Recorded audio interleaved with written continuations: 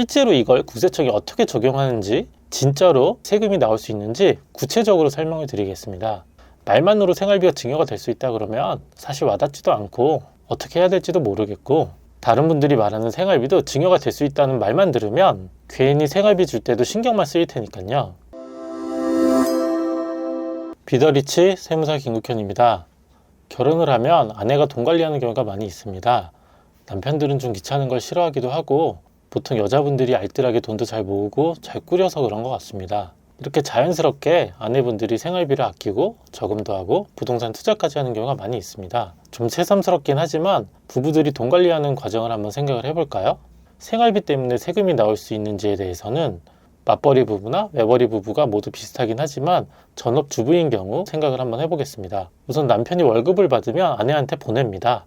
남편이 한 달간 쓸 돈을 빼고 아내에게 보내거나 월급을 다 보내고 나서 다시 용돈처럼 받기도 합니다. 그러면 아내분들이 남편한테 이 돈을 받아서 생활비로 쓰고 적금을 들고 돈을 모읍니다. 이런 과정에서 은행 가가지고 정기예금이나 적금을 드는데요. 남편한테 받은 돈이 아내 통장으로 와 있으니까 자연스럽게 아내 명의로 가입을 하겠죠. 여기까지 말씀드린 게 이상하지 않은 너무 자연스러운 흐름입니다. 그런데 갑자기 생활비를 받으면 증여세나 상속세가 나올 수 있다는 소리를 합니다. 부부는 경제 공동체고 생활비 아껴가지고 남은 돈으로 저금하고 적금 든 건데 이게 왜 증여가 됐는지 도무지 이해가 가지 않습니다. 여기까지 들으시면 생활비까지 걱정해야 되냐고 말하실 것 같습니다. 월급 받을 때 이미 세금 다 냈고 생활비 쓰는 건데 이게 왜 세금이 나오느냐는 거겠죠? 당연히 생활비 자체는 증여가 아닙니다. 그런데 다시 말씀을 드리지만 생활비를 줬는데 세금이 엄청 나오는 경우가 있습니다. 참고로 오늘 말씀드리는 생활비는 부부끼리 준 생활비를 얘기하고요. 자녀한테 주는 용돈이나 학비, 결혼비용이나 혼수용품 같은 돈은 따로 한 번 더 말씀드리겠습니다. 좀 쓸데없이 디테일하긴 하지만요. 세법상 의미도 좀 다르고 적용이 다르거든요. 그럼 생활비라는 말을 한번 생각을 해보겠습니다. 생활비는 말 그대로 가족이 생활하기 위해서 사용되는 돈입니다. 남편이 아내에게 주는 생활비는 아이들 학원비나 마트에 사용하는 돈들이겠죠. 그런데 생활비를 받아서 다 쓰지 않고 이 돈을 모아가지고 적금을 들거나 금융상품에 가입하거나 주식에 투자할 수도 있습니다. 이런 돈들에 대해서 세금이 나올 수 있다는 건데요. 왜 그럴까요? 국세청이 생활비를 보는 시각은 좀 다릅니다. 국세청 생각에는 외벌이 부부인데 몇 천만 원, 몇 억씩 금융상품을 갖고 있다면 무슨 돈으로 자산을 형성했냐고 물어보는 겁니다. 예를 들어서 생활비를 아껴서 적금을 들거나 저축성 보험에 들어서 10년 후에 받기로 했다거나 열심히 아내분이 주식 투자를 해서 성공을 했는데 그 돈은 무슨 돈으로 했냐고 자꾸 물어보는 거죠. 그러니까 국세청은 아내는 돈을 안 버는데 무슨 돈으로 투자를 하고 적금을 들었냐는 소리입니다. 결론적으로 몇 천만 원, 몇 억이 생겼다는 거니까요. 좀 국세청 이야기는 결과론적 이야기이긴 합니다. 우리 입장에서 다시 생각을 해보면 생활비 아껴서 저축을 했는데 국세청 입장에서는 그게 자꾸 증여라고 하는 겁니다. 우리들은 생활비를 받아서 아껴서 저금하고 저축한 게 중요한 거였는데 국세청은 금융상품이라는 자산 형성을 뭘로 했는지 자꾸 물어보는 거죠. 차이점을 좀 아시겠나요? 한편으로 말도 안 된다고 생각하실 것 같습니다. 저도 비슷하게 생각을 합니다. 에이 또 뭐 이런 것까지 확인하겠어 이렇게 생각하실 것 같습니다. 결혼을 하면 보통 아내분들은 돈 관리를 맡아서 하고 정기예금에 가입하고 적금을 드는 것도 잘하고 있는 건데 주위에서 생활비로 증여나 상속으로 실제로 문제가 됐다는 이야기를 많이 들어보진 않았으니까요. 그런데 이런 돈들도 모이면 몇 천만 원, 몇 억이 됩니다. 제가 뒷부분에서 실제로 세금이 나온 케이스를 한번 자세히 설명을 드리겠습니다. 그 전에 우선 세법에서 나온 생활비를 한번 찾아보겠습니다. 상속세 및 증여세법 제46조에 비과세 증여재산을 정해놓고 있는데요. 비과세란 말은 대충 세금을 부과하지 않겠다는 이야기입니다. 이 46조 5호에서 사회통념상 인정되는 피부양자의 생활비, 이 밖에 유사한 것들은 증여세가 아니라고 정해놨습니다. 세법에서도 남편이 피부양자의 생활비는 괜찮다고 이야기를 하는 거겠죠. 남편의 월급을 받아서 생활비로 쓴 금액은 세법에 정해놓은 것처럼 증여가 아닙니다. 그러면 증여세나 상속세가 나올 수 있는 생활비는 뭘 이야기하는 걸까요? 이 돈을 모아가지고 적금을 들거나 전세자금으로 쓰거나 주택이나 자동차 구입을 했다고 하면 증여세를 부과할 수 있다는 겁니다. 그리고 한 가지 더 확인할 것은 사회통념상 인정되는 생활비라고 말을 하고 있습니다. 그런데 이건 금액으로 딱 정해놓지는 않았거든요. 사회통념상 생활비가 얼마인지 500만 원인지 1000만 원인지 정해놓지는 않았습니다. 바꿔 말하면 사회통념상 생활비보다 많이 받았다고 하면 그것도 증여가 될 수 있다는 소리겠죠. 생활 수준에 따라 다르겠지만 생활비로 몇 천만 원씩 받은 거는 아무래도 증여의 목적이 더 클 테니까요.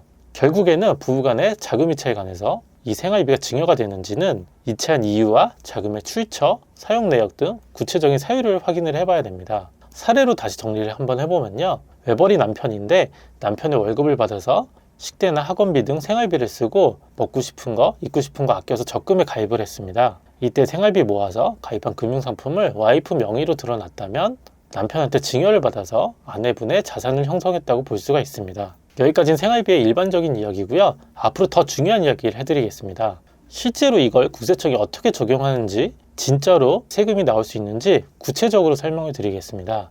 말만으로 생활비가 증여가 될 수 있다 그러면 사실 와닿지도 않고 어떻게 해야 될지도 모르겠고, 다른 분들이 말하는 생활비도 증여가 될 수 있다는 말만 들으면 괜히 생활비 줄 때도 신경만 쓰일 테니까요.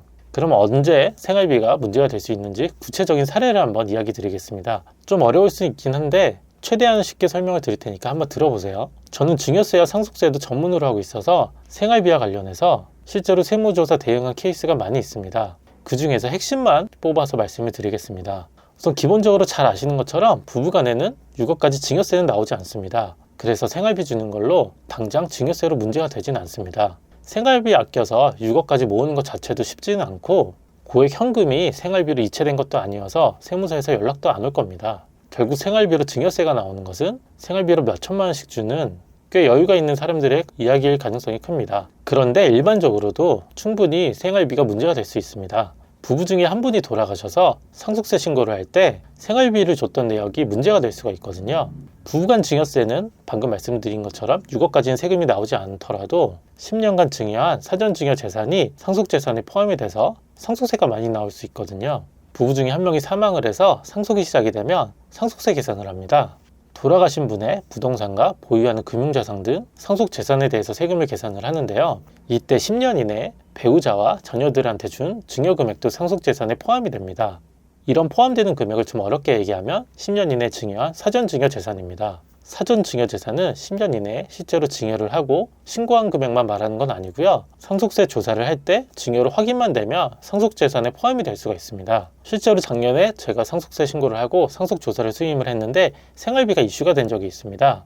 우선 상속세 조사는 어떻게 진행이 되는지 사전 통지서를 한번 보겠습니다. 이게 실제로 세무서에서 날라온 상속세 사전조사 통지서입니다. 우리가 상속세 신고를 하고 나서 신고한 것에 대해서 조사를 하는 겁니다. 송파세무서에서 연락이 왔고요. 상속인 여기 성함이 있었고 세무조사 사전 통지라고 왔죠. 그래서 일반인들이 이런 것도 받으면 가슴이 철렁하거든요. 상속세 신고했을 때 내용을 다 확인했더라도 또 추가의 세금이 나오지 않는지 좀 두렵긴 하거든요. 같이 한번 보시면 납세자 여기 설명이 있었는데 제가 지웠고요.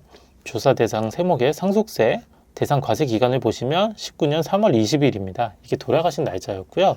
조사 기간을 보면 21년 2월부터 21년 4월이었네요. 저희가 상속세 신고를 6개월 이내에 하면 되니까요. 3월에서 9월 말까지 아마 신고를 했던 것 같아요.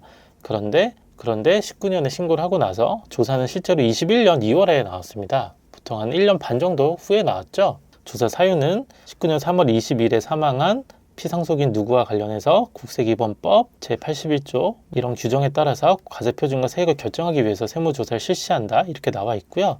이렇게 조사 통지가 날라왔습니다. 이제 상속세 조사를 하겠다는 거죠.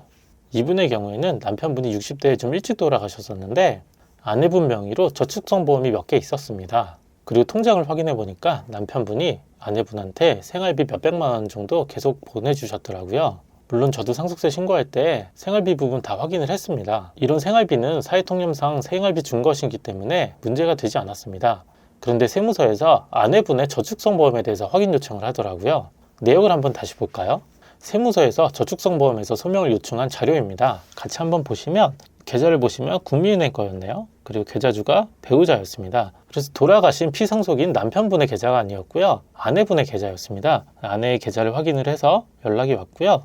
입금 금액도 보시면 1억 2,600 정도나 되네요. 보험금 받은 게 이 정도였고요. 이 자료를 좀 확인 좀 해달라고 연락이 왔습니다. 그래서 국세청에서는 아내가 갖고 있는 저축성 보험이 몇 개 있는데 무슨 돈으로 불입했냐고 소명을 해달라는 겁니다. 그런데 좀 예리한 분들은 한 가지 이상하게 생각하실 수 있습니다. 보험 계약을 와이프가 하고 남편분이 사망하고 보험금을 와이프가 받았는데 그러니까 남편이 가입한 보험도 아닌데 국세청은 어떻게 알까요? 남편의 재산이 아닌데도요. 그런데 국세청은 알 수 있는 방법은 많습니다. 상속세 조사를 할 때 돌아가신 분의 상속 재산을 중점적으로 조사를 하지만 상속인인 배우자나 자녀들의 재산 형성도 확인을 하거든요. 국세청 입장에서는 증여 혐의나 숨겨둔 상속 재산을 찾아야 되기 때문입니다. 그리고 여기에서는 피보험자가 남편분으로 되어 있었습니다. 그래서 국세청도 확인이 가능했습니다. 국세청이 진짜 궁금한 건 소득이 없는 와이프인데 저축성 보험에 가입하고 불입도 하고 수취까지 했다 그러면 무슨 돈으로 했냐는 거죠. 국세청이 이렇게 물어봤는데 상속세 전문 세무사가 아니라면 생활비 아껴가지고 저축성 보험에 가입한 거라고 대답할 수도 있습니다.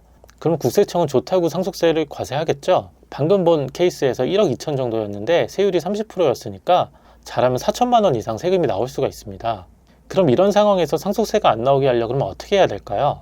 남편한테 받은 생활비로 저축성 보험에 가입해서 불입한 게 아니고 배우자의 소득이나 다른 증여받은 현금으로 불입했다는 것을 증명해내야 됩니다.